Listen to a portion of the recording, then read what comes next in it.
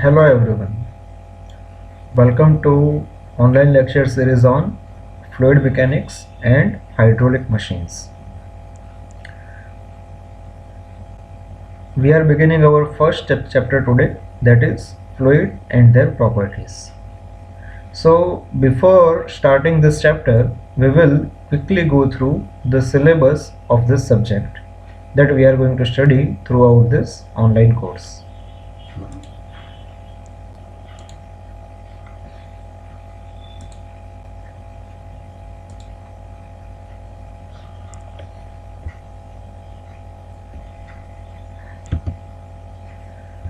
So we are following the syllabus from Gujarat Technological University, and the name of it is a subject of semester 4, that is fluid mechanics and fluid machines. Previously the name was fluid mechanics and hydraulic machines, so sometimes I will be referring it as FMHM, that is fluid mechanics and hydraulic machines also. So subject is same. Now if you see, in this subject there are total 11 chapters, and it is a core professional course which is having 6 credits, and the division is 4 lectures and 2 practicals. So here, as the name suggests, for this subject, first part is fluid mechanics and second part is fluid machines. So from chapter 1 to chapter 7 it will be fluid mechanics, and after that there is a mistake from the university here that it should be, so total only 10 chapters are there. So here up to 7 it is fluid mechanics, and from 8 to 10 it is hydraulic machines or fluid machines. So we are going to begin with our first chapter, that is fluid and their properties. And one more thing which is required to be mentioned here, that we will be strictly following the syllabus content given by the university only.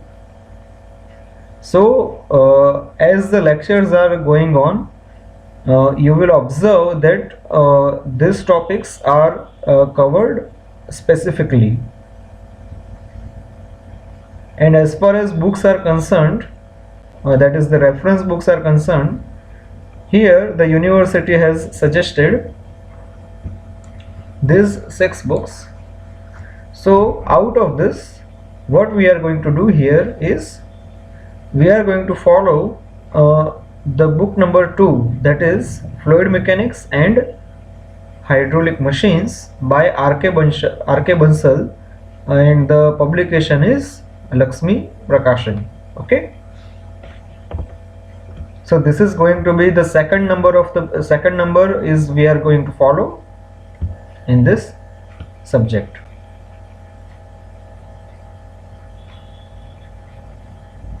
So even if you wish to get this syllabus, you can download it from the university website.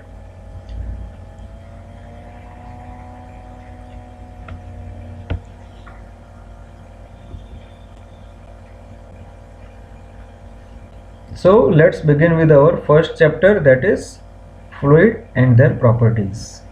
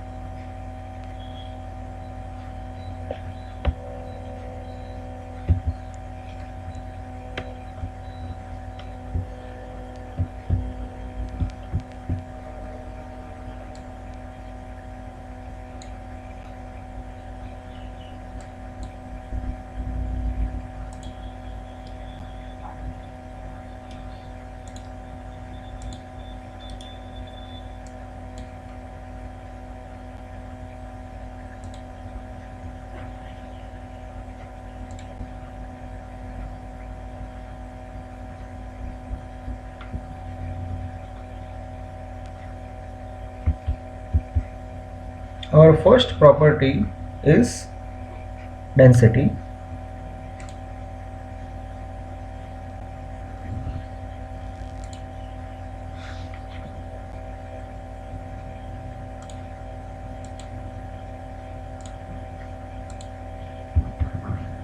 It is the ratio of mass of fluid to its volume. The density of fluid may be considered as constant, while that of gaseous changes with variation in pressure and temperature. So here, if you see mathematically, it is written in this way, that the density is mass of fluid to the volume of fluid. And here the thing that has been written here is the density of liquids may be considered as constant, while that of gases changes with variation in pressure and temperature. So if you see for liquids,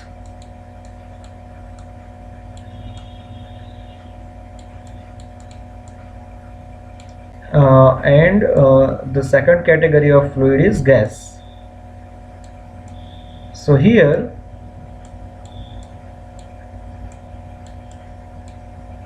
density rho is equal to constant.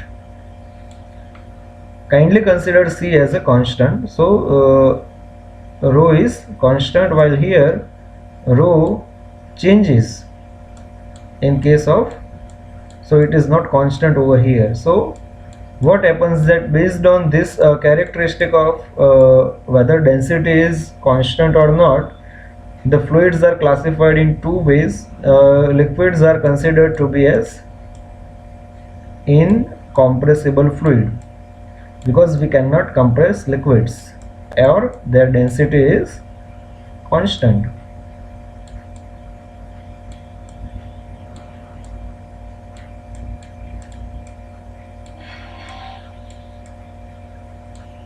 And here in case of gas, they are called as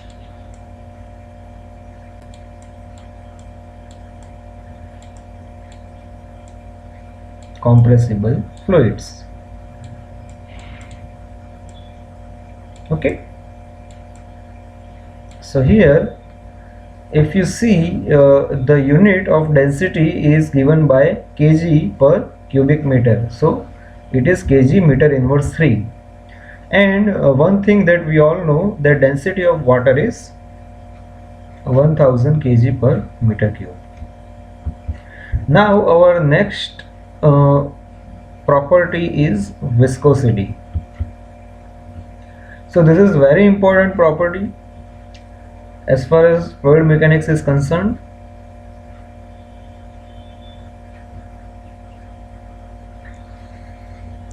It is a property of fluid which offers resistance to the movement of one layer of fluid over another adjacent layer of fluid. So it is some form of resistance offering due to this property, that whenever a fluid is flowing, one layer will offer resistance over another layer, so they will try to reduce the motion of the fluid. Now let us consider a figure over here, that let's say this is the solid surface or flat plate,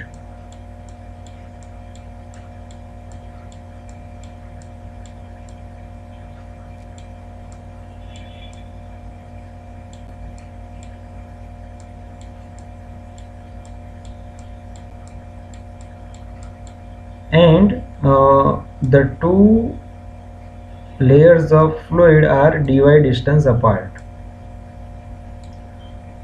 So if we draw the velocity profile in such case,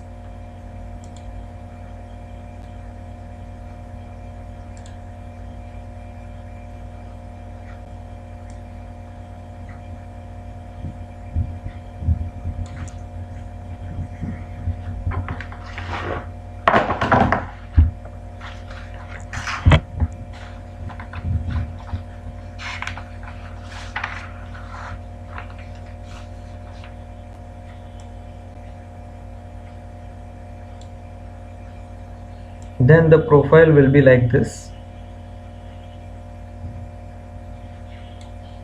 And here there will be two directions that we need to take care. This is the, in this direction we will be getting the velocity u. Generally we use v for velocity, but here we are having u as a velocity, and on the vertical axis here we will have the dimension of height, that is y. Now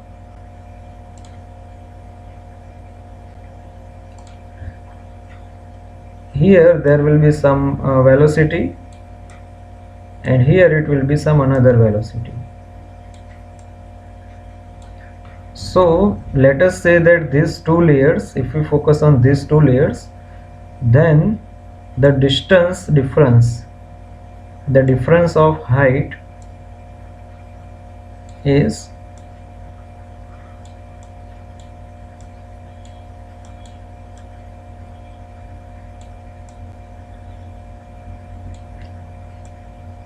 dy,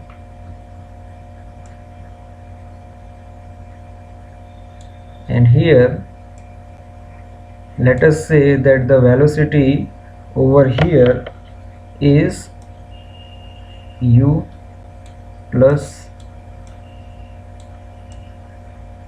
du, which was previously here u. Okay,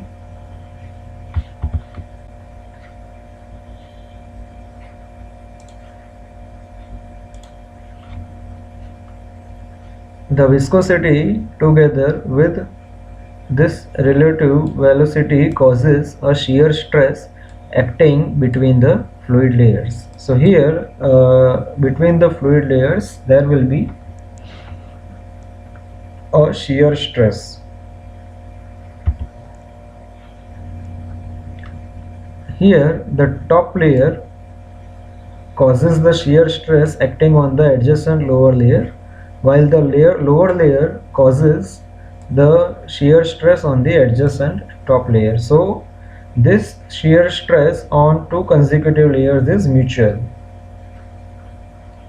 So what you can do is you can pause this video right now and draw this figure, so that it will be easier for you to do the next analysis. So here this shear stress is proportional to the rate of change of velocity with respect to y. So tau is proportional to du upon dy, which was here. If you see the change in velocity between these two layers is du. So with respect to the height, the change in velocity is du upon dy.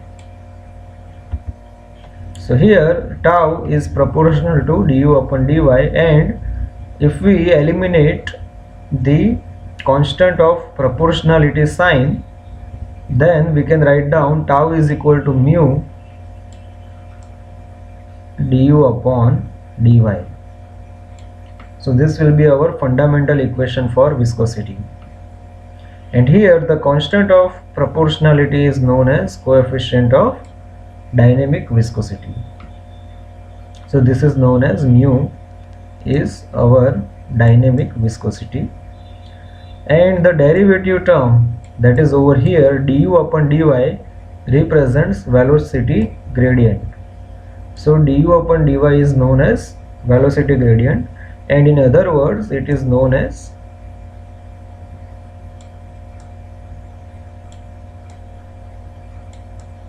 shear strain.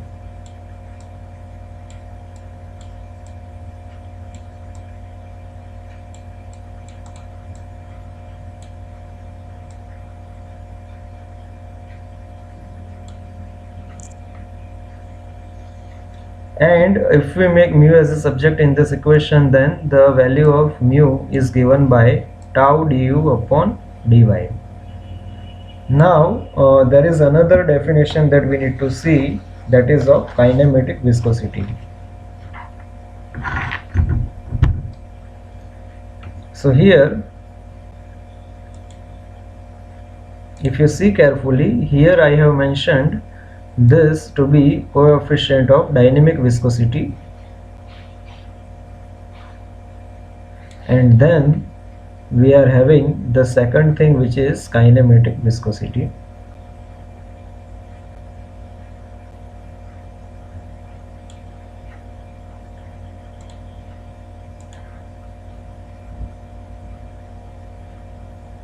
Now what is the difference between dynamic viscosity and kinematic viscosity is, in case of kinematic viscosity, it is the ratio between dynamic viscosity to the density of fluid.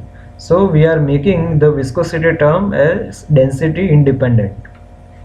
So here viscosity nu is known as the dynamic viscosity divided by density, that is given by mu divided by rho. So these are two types of viscosities, and now we are going to discuss about the units of both viscosities. So for that purpose, we will go on to our virtual board. So throughout this online course, there will be some PPTs on which content is already present, and few things we will be doing on our virtual board. That is, if some form of derivation is there, then we will get into our virtual board to do the derivation or any other relative things.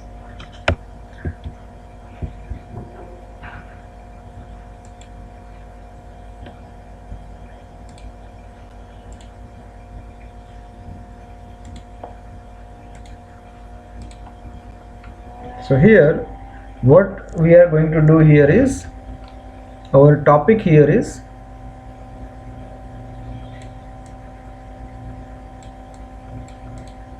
units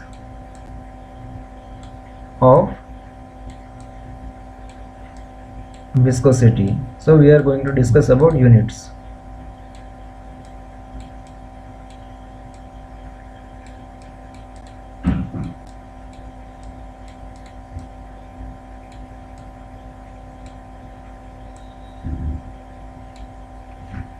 So first we will discuss for dynamic viscosity.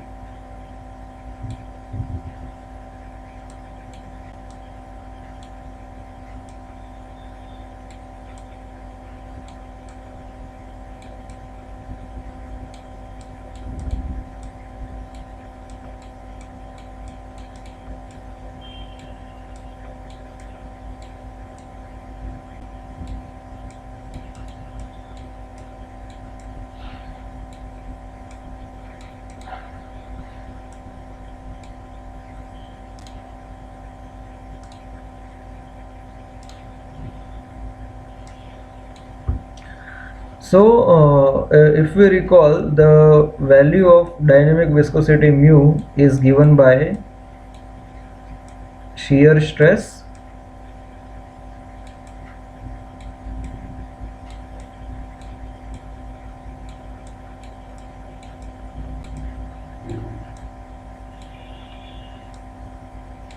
divided by velocity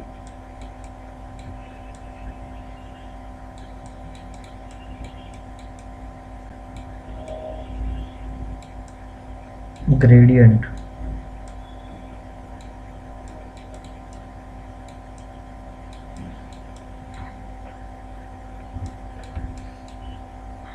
So based on this formula, we will obtain the dimensions of dynamic viscosity.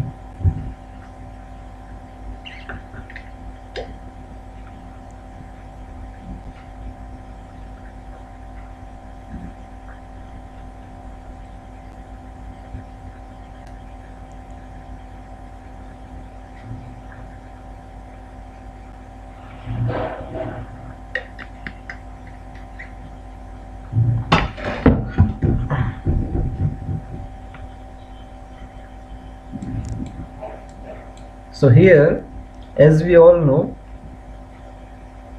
the shear stress can be written as force upon area, and as far as velocity gradient is concerned, then we can simply write down in very basic manner, we can write down velocity divided by distance x. So now what we can say here is equal to Newton meter inverse 2 divided by meter per second, that is for velocity, divided by meter. So what we'll do here, that this meter will get cancelled with this meter.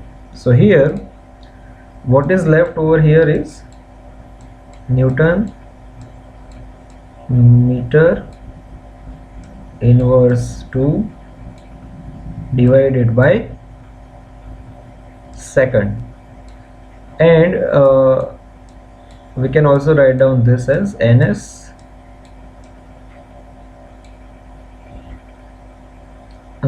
sorry, it should be here, it should be inverse 1 because it is in the denominator part. So now it is ns m inverse 2. So here we have arrived that the unit of mu is equal to n s m inverse 2.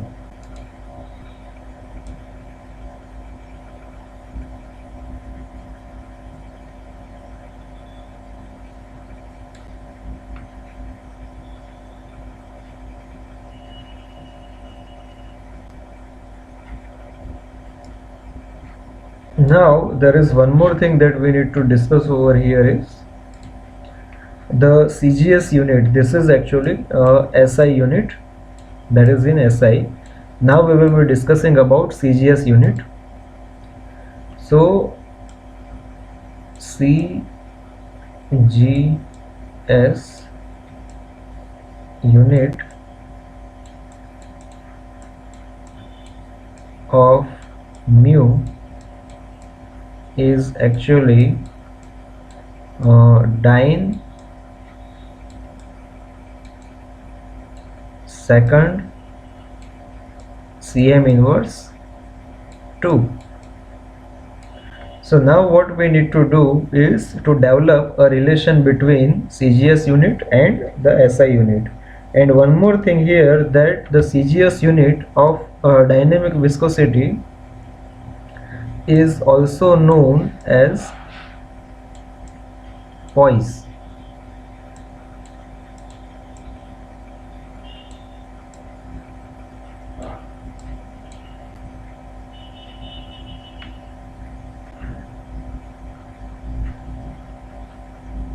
So few things are important for you here, that 1 Newton is equal to 10 raised to 5 dyne, that is one thing, and 1 meter is equal to 10 raised to 2 centimeter.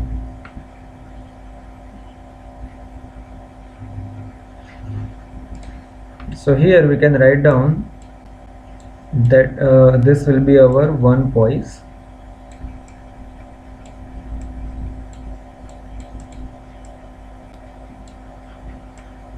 which is equal to, let us say, 1 dyne second Cm inverse 2.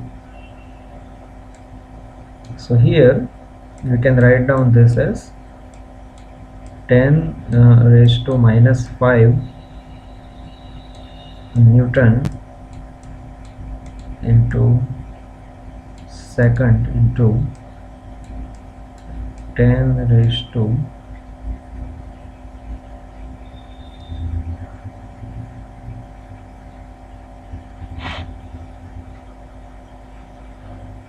minus 2 meter minus 2.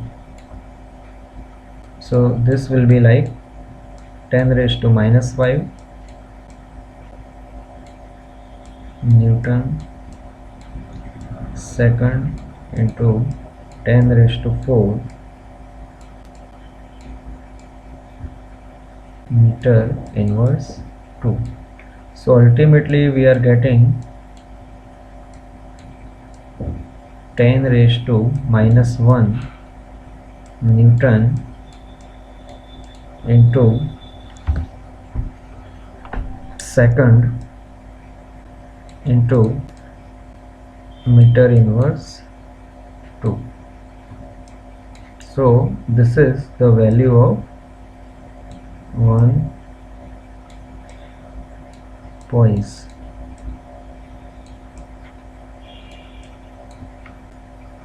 So this is 1 poise is equal to 1 over 10 Newton second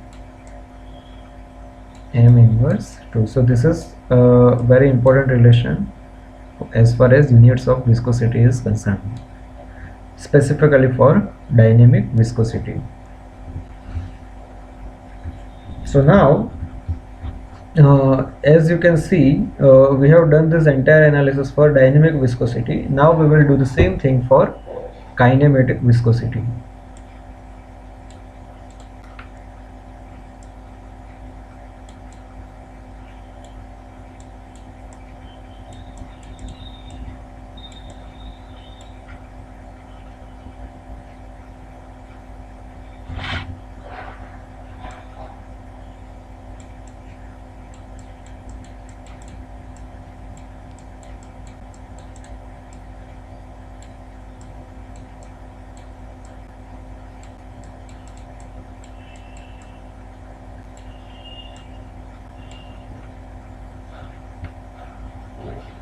So first we need to write down the formula for this, that is nu is equal to mu divided by rho. So here we are having n s m inverse 2, as we have already proved above, divided by kg m inverse 3.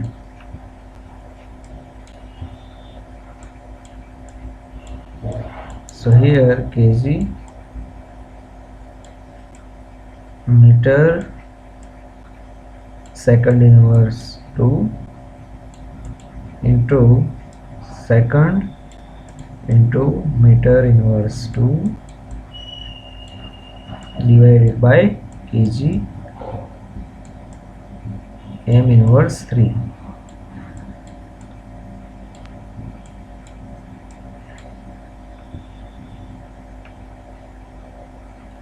So here we will be getting, finally if you see, the answer will be meter square second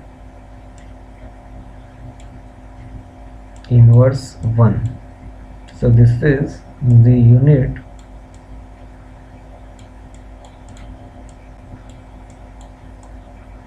of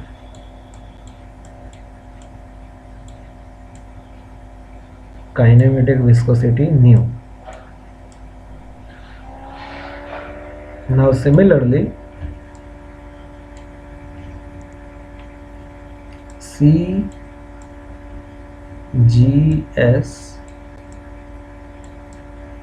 unit of nu will be cm square second inverse, and this is also known as Stokes.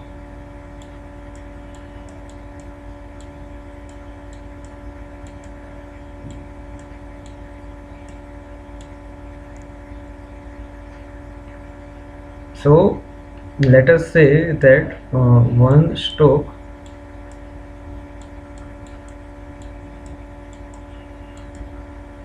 is equal to 1 cm square second inverse. So here is equal to 1 into 10 raised to minus 2 meter whole square second inverse.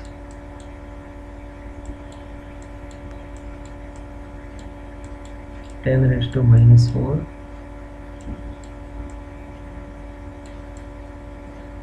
meter square second inverse. So this will be the value of 1 Stokes.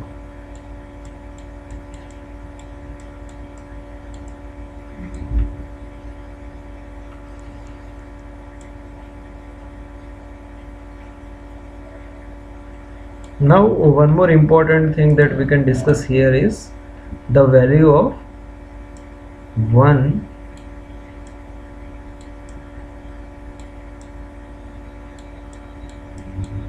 centi-Stokes,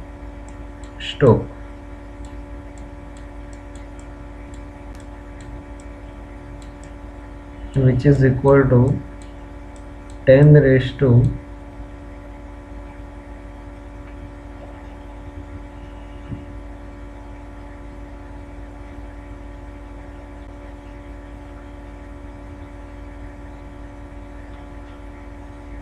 minus 2 meter square second inverse, because when you have centi-Stokes, then it counts for another 10 raised to minus 2, so we can only write 10 raised to minus 2 over here. So this is also one important thing. And now we are done with the units of viscosity, so we can copy this.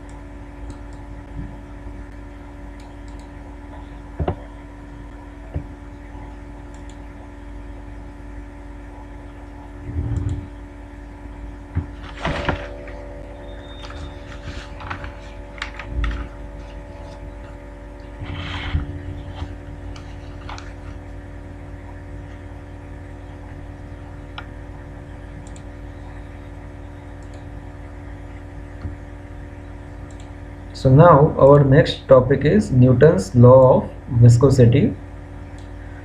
So it is nothing but the representation of the same relation over here, that is mu tau is equal to mu du upon dy. It states that the shear stress on fluid element layer is directly proportional to the rate of shear strain, or it is also known as velocity gradient. So this is nothing, this statement is nothing but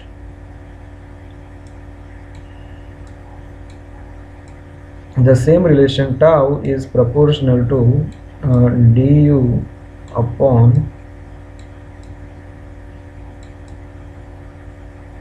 dy. Okay, so this is the value of the with constant of proportionality mu. And now what is Newtonian fluid and non-Newtonian fluid?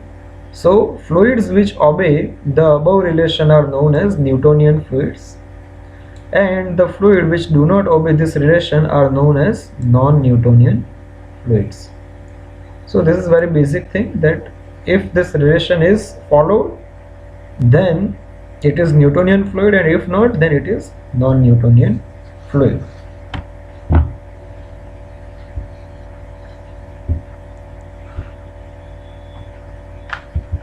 Now we have already done this part, that is units of viscosities. Now our next theory is classification of fluids. So first is ideal fluid.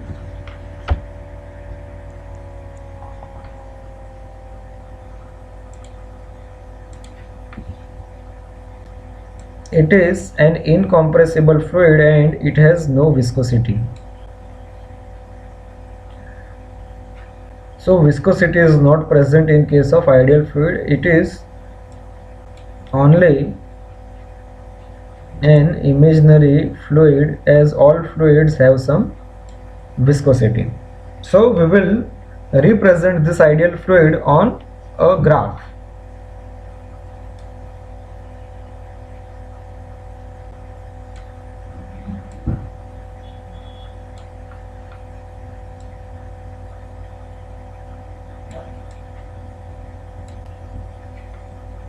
So here we are having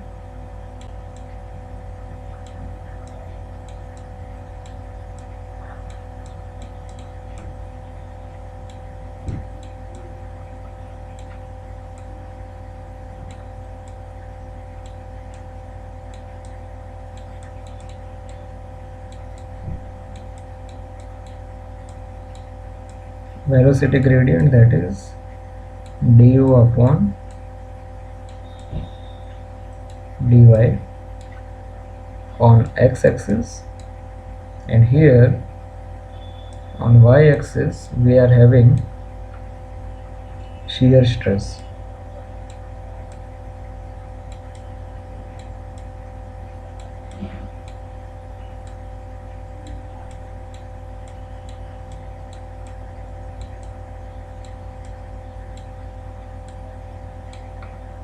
So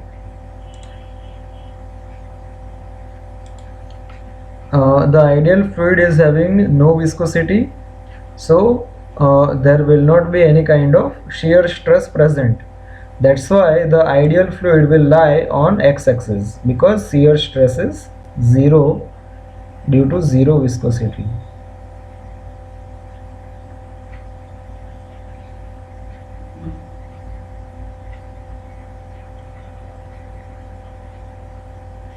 So this is our ideal fluid.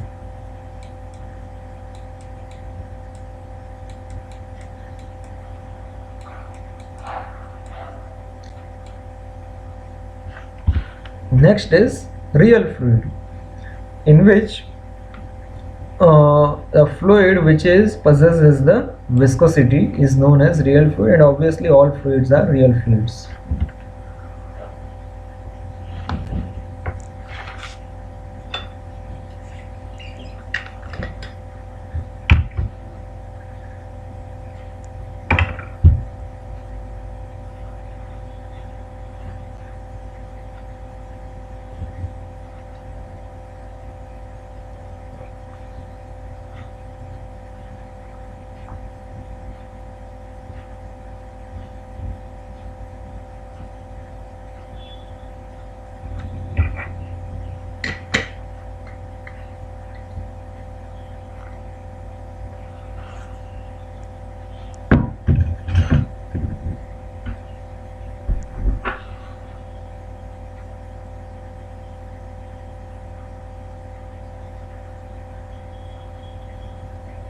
So the next is Newtonian fluids. A real fluid which obeys the Newton's law, or a fluid in which shear stress is directly proportional to rate of shear strain, is known as Newtonian fluid. So tau should be proportional to du upon dy. So it should be a line like this. So this line will represent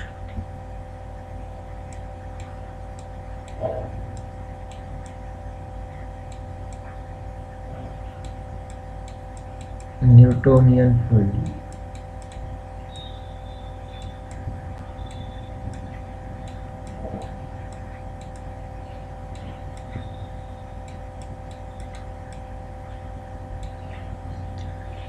As you can see, shear stress is proportional to velocity gradient. Then we have non-Newtonian fluid, that is a real fluid in which shear stress is not proportional to the rate of shear strain, is known as non-Newtonian fluid. So this fluid will not obey the Newton's law of viscosity. So we can draw it in this way here, like this. So this will be our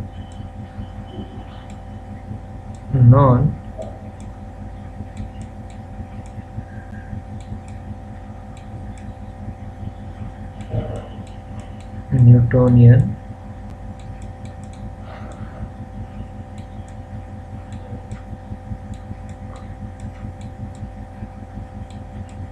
fluid. Then we have ideal plastic fluid, a fluid in which shear stress is more than the yield stress value, and the stress is proportional to the rate of shear strain, is known as ideal plastic fluid. So here the difference is shear stress is more than the yield value. So in such case the curve will be like this, that it will have some default value of stress and it will go in this way. So this will be known as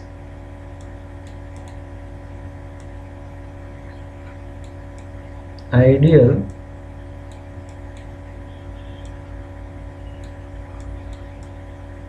plastic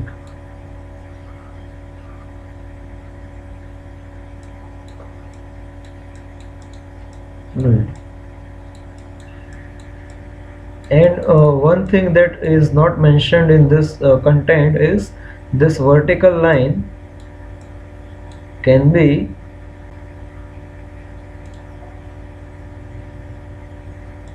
written as ideal solid.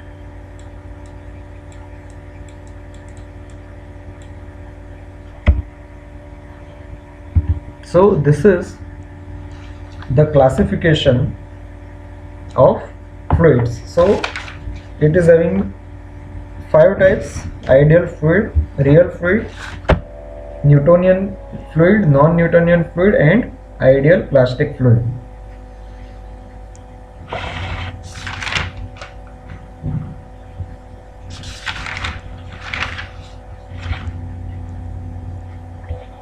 So our next theory is surface tension.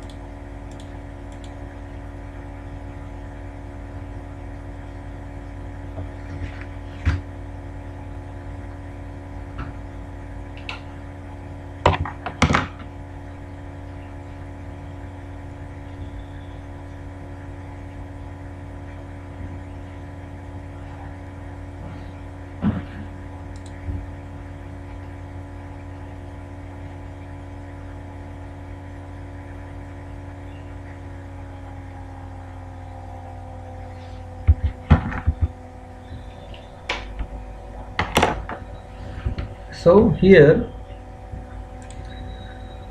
the surface tension is defined as the tensile force acting on the surface of liquid in contact with a gas or a surface between two immiscible liquids, such that the surface behaves like a membrane under tension. The magnitude of this force per unit length of free surface will have same value as surface energy per unit area.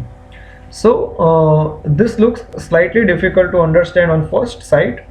We will see this in detail with an example. So thing that we need to see here, that if we see in very basic way, that let's say that we are having a vessel over here,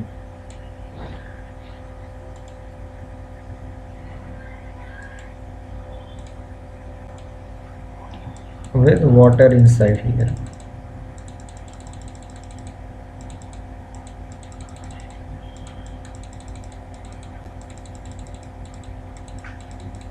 Okay, so here we are having water,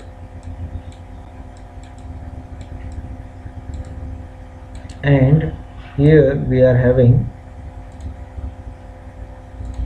air. Okay, so we need to focus on this surface, that is free surface over here. So this is our area of interest, that we are focusing on this free surface here. So what they are trying to say as per definition, that there will be a tensile force acting on the surface of liquid. So there should be a tension like this. It should try to pull in this way.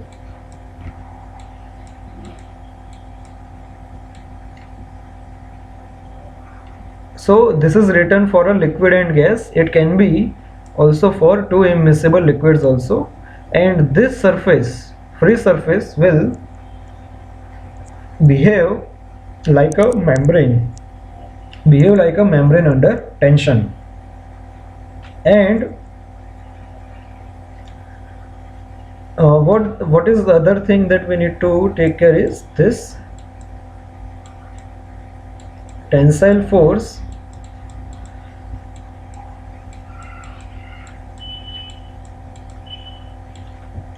per unit length. So the length of the surface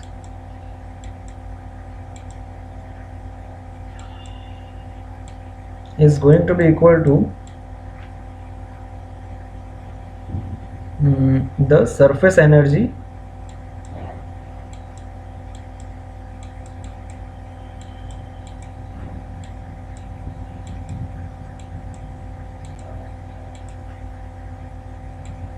per area. So this is going to be explained in detail also. So you should pause this video, you can draw this figure if you want. So let's erase this part and go into detail first.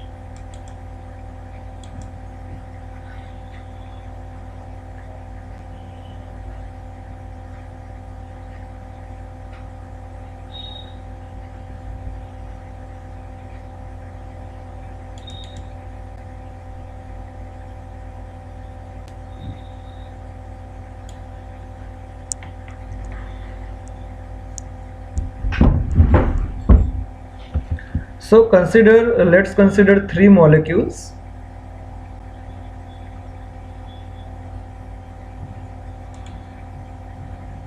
A, B and C.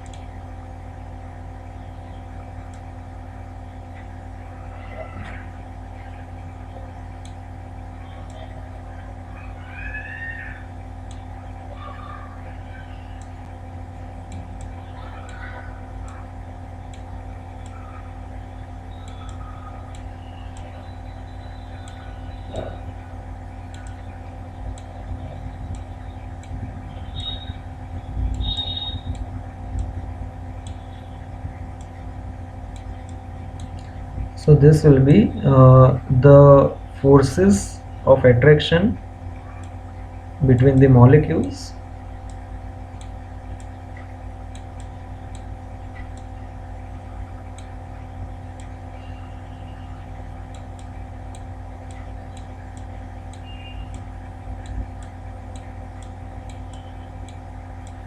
So here we are having this as A, B and C. So these three molecules are present inside, let's say, water.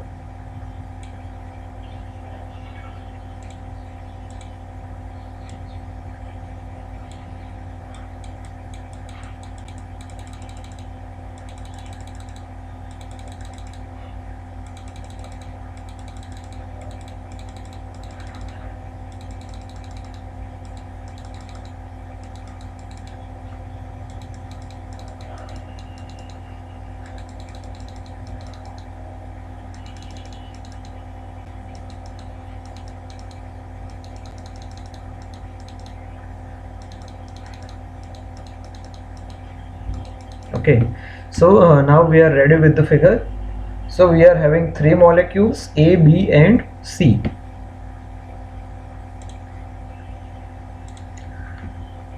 A is attracted in all directions equally because it is fully inside the water and it is surrounded by the molecules of liquid itself.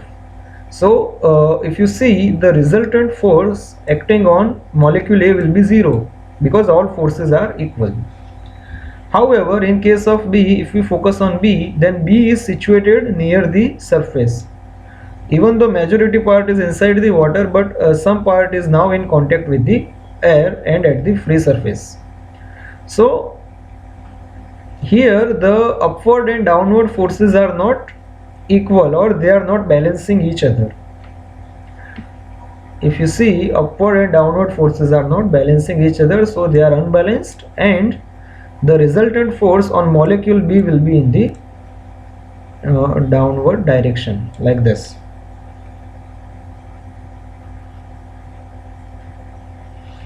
Similarly, for case of C also, which is half molecule here, it also experiences resultant downward force.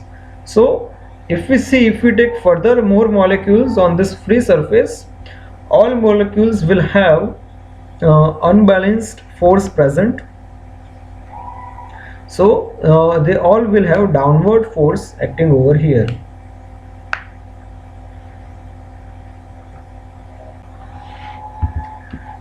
So the same thing is mentioned here, that all the molecules on the free surface will experience a downward force. Thus, the surface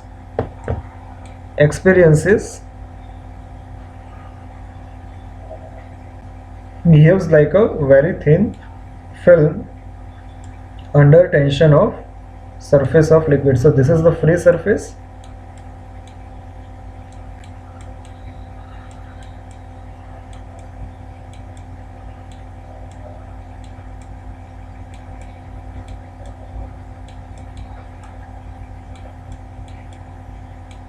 Under tension.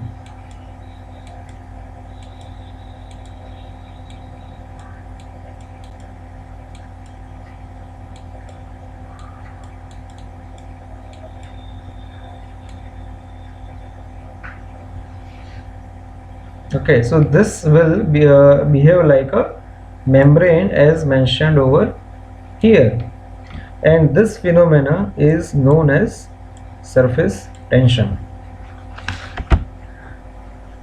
Now with this, after this part, we are having a derivation of formula for surface tension in case of a liquid droplet as well as for the hollow bubble. So what we will do is we will derive this portion in our next lecture, because it will take some time on this.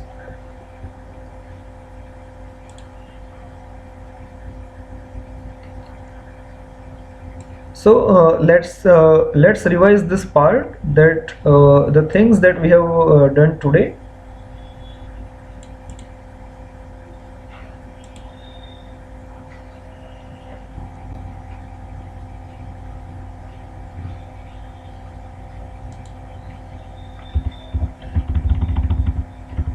So we started with the basic properties. So first is density, mass upon volume. Then the next was viscosity, that is based on the shear resistance between two consecutive layers of fluid. Here we defined the dynamic viscosity based on the Newton's law of viscosity. We studied dynamic and kinematic viscosity. We classified fluids in Newtonian and non-Newtonian based on Newton's law of viscosity. Then we discussed about units of viscosity. There are two viscosities. First is dynamic.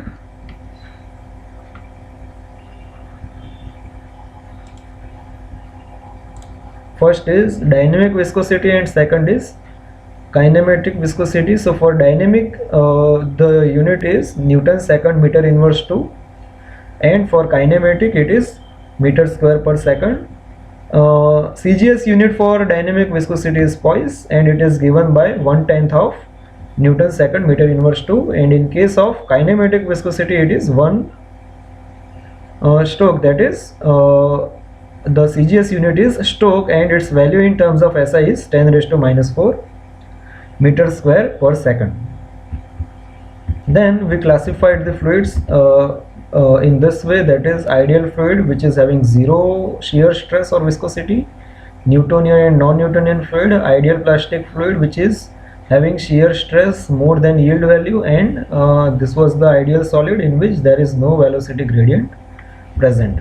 And then we discussed about the surface tension, that the molecules on the free surface experiences some tensile force due to unbalance in the attractive forces, and this behaves like a membrane under some tension, and this force per unit length will be equal to the surface energy per unit area. We will discuss the derivation of this surface tension formula in our next lecture.